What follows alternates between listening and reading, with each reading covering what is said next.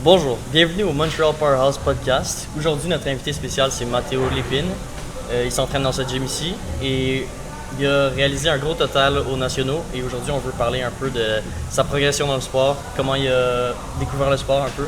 Donc, comme première question, je te demande, Matteo, comment est-ce que tu as découvert le powerlifting? Mais de base, moi, je faisais de la musculation dans un gym commercial. Et puis, je faisais beaucoup de développé couché, de bench. Puis, il y a un gars qui m'a approché, puis qui m'a demandé si je savais c'était quoi le powerlifting, parce qu'il avait vu que j'avais un gros bench. Puis là, je lui ai dit que je savais pas c'était quoi. Et puis, il m'a dit, ben, tu devrais t'inscrire à une compétition. Moi, je serais intéressé à aller te regarder compétitionner et tout. Tu as un bon potentiel.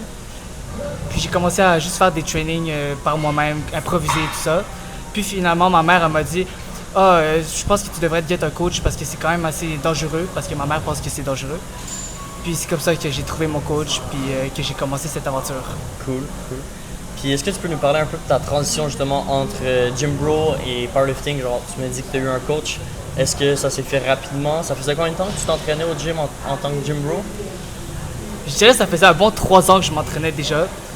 Mais tu vois, bro split, fait que juste haut du corps, puis très peu de jambes. Donc évidemment, le powerlifting, c'est quand même un sport où le bas du corps est extrêmement sollicité. Donc au début, ça a été très compliqué. J'avais beaucoup de douleurs, surtout au niveau du bas du dos, parce que mon dos n'était pas habitué à faire du deadlift plutôt. Puis c'est ça, au début, c'était très compliqué. Puis après, mon corps s'est adapté et j'ai progressé beaucoup après. Est-ce que tu peux nous parler un peu de ta préparation pour les nationaux 2026? Où est-ce que tu as réalisé un squat à 203 kg, un bench à 148 kg et un deadlift à 212,5 kg? C'est un total monstrueux et comme on voit ici, tu as bien gagné. Tu es le 59 Canadian Champion dans les juniors et ça aussi, ça t'a décroché ton ticket pour aller aux Worlds. Donc parle-nous un peu de ta préparation pour les nationaux, comment ça s'est déroulé? Ben honnêtement, vu que j'ai dû faire beaucoup de compétitions dans la même année, parce que pour faire les nationaux, il fallait que je fasse une compétition locale, une compétition provinciale et une compétition centrale. Donc j'ai un peu enchaîné les meets, comme j'avais, je pense, 3 mois maximum entre les meets pour me préparer. Donc c'était assez rushant, mais j'ai su quand même m'adapter et progresser très très vite, surtout après les championnats centraux. J'ai beaucoup progressé et tout se passait bien, puis j'ai réussi à bien gérer la fatigue et le stress. Et je suis arrivé en forme le jour J. Nice. Les Worlds, ça va être ta première compétition internationale. Est-ce que tu es stressé par rapport à ça? On sait que c'est en Afrique du Sud, donc c'est quand même beaucoup de travel. C'est environ genre 3 jours d'avion, c'est des longs vols. c'est long. Ouais, c'est vraiment... Comment tu te sens par rapport à ça? Ben, honnêtement, faudrait que tu demandes à mon porte-monnaie comment il se sent déjà. Ils se sentent pas bien. Aussi. Les porte-monnaies, ils se sentent vraiment pas bien. Sinon, moi, personnellement, comment je me sens? Ben, première compétition où je suis pas le favori. Donc, honnêtement, moi, ça me stresse pas, justement. Ça enlève un poids sur les épaules de me dire que j'ai une pression supplémentaire j'ai envie de dire, répondre à des attentes plutôt personnelles, là. Mais, tu sais, c'est ça. Le fait que je sois underdog sur la compétition, ça m'enlève beaucoup de stress et justement, ça me donne encore plus envie d'aller gâcher la fête puis de décrocher un podium ou la victoire, on sait pas. Peut-être. Underdog story, j'aime bien. Moi, j'y crois clairement à un podium. La victoire, ça reste à voir, mais on sait jamais. Ça reste à voir. Aussi, on sait que tu as un énorme bench, c'est sûrement ton meilleur lift. Est-ce que tu envisages le World Record Junior ou même Open de bench aux Worlds? Open, c'est un gros reach quand même, là. Mais Junior, oui, 100%. En fait, c'est sûr que je le bats. Honnêtement, si je le bats pas, c'est quand même une déception, pour être honnête. Là. Parce que récemment, on sait que ton bench va quand même bien en training. Oh. Ça va être nice. Moi, on va pas en parler plus que ça, mais mon bench va très très bien. Ok. Est-ce que c'est plus de te surpasser toi-même ou tu trouves qu'il y a plus de motivation avec tes adversaires? Donc, quand tu prépares une compétition, est-ce que tu regardes beaucoup ce que tes adversaires y font et est-ce que ça te motive plus de juste vouloir gagner et les battre ou tu es plus focus sur ta performance à toi et ta progression personnelle? C'est un peu un mélange des deux. C'est sûr qu'en arrivant à une compétition, on veut gagner, donc on va regarder nos adversaires, on va voir ce qu'ils font, essayer de les projeter, eux, leur total, le jour J, et nous projeter nous-mêmes pour se comparer. Donc effectivement, c'est sûr que quand je suis dans l'optique de me préparer pour une compétition, ben je veux juste battre mes adversaires et je m'en fous un peu de comment moi je progresse tant que je vais gagner. Mais sur un off-season comme en ce moment, je focus quand même assez sur ma progression, donc j'essaie de gagner un peu de masse musculaire pour gagner de la force, bien récupérer, tout ça. Je regarde pas trop qui s'entraîne, qu'est-ce qu'ils font.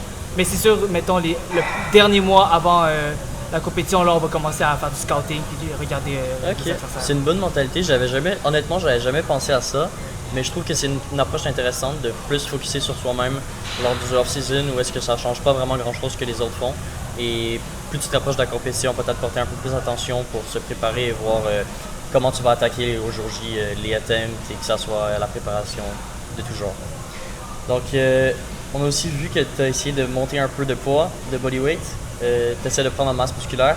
Est-ce que tu penses rester en 59 kg pendant longtemps? Honnêtement, c'est vraiment une question que je me pose en ce moment.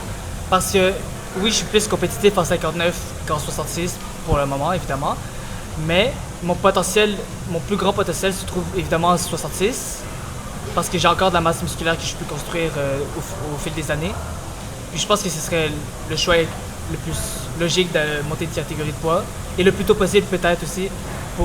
Parce que construire de la masse musculaire, ça prend du temps. Donc plus qu'on reste longtemps au même poids, ben, plus qu'on perd entre guillemets du temps pour construire de la masse musculaire.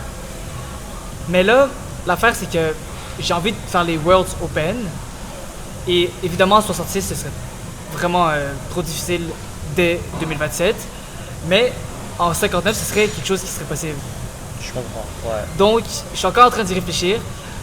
Le plan actuel, c'est que je fais les Worlds Junior en 59.